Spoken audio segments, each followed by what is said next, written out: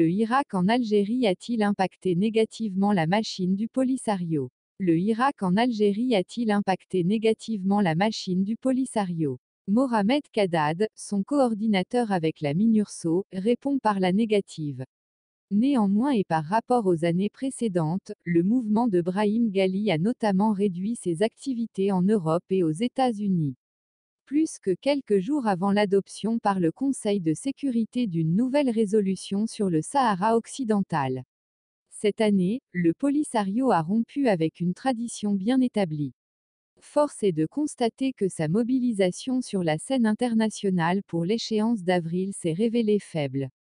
Les traditionnelles tournées de Mohamed Kadad dans certaines capitales européennes se sont nettement réduites, se résumant à l'étape russe. Le 11 avril, le coordinateur du front avec la MINURSO a d'ailleurs été reçu par le représentant spécial du président russe pour le Proche-Orient et l'Afrique, le vice-ministre russe des Affaires étrangères, Mikhail Bogdanov.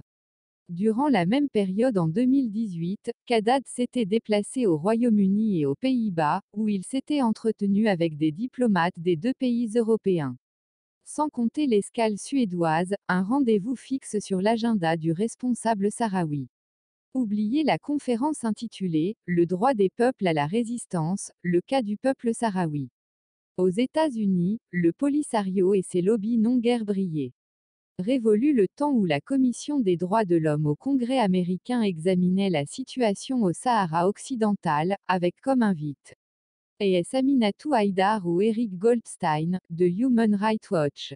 En 2019, c'est Washington qui a tendu la main au Polisario en envoyant début mars une diplomate de son ambassade à Rabat pour rencontrer la présidente de la CODESA. Par ailleurs, à Alger, la 7e édition de la conférence internationale intitulée « Le droit des peuples à la résistance, le cas du peuple sahraoui » a été reportée en silence à une date ultérieure. Les précédentes sessions, organisées annuellement début avril dans la capitale algérienne, connaissaient la participation de hauts responsables du Polisario.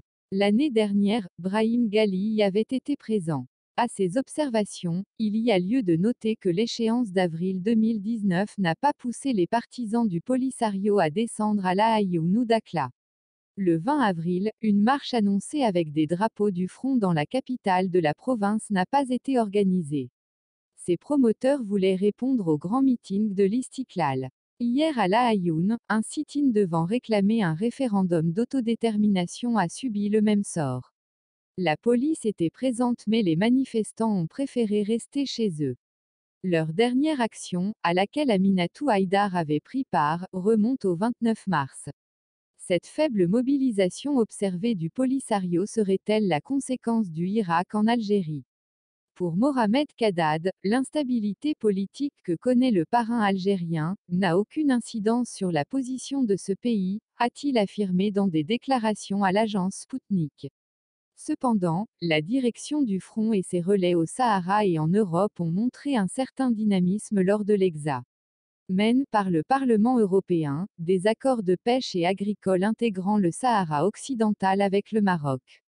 Et cela bien avant le 22 février, date de la première marche de contestation en Algérie.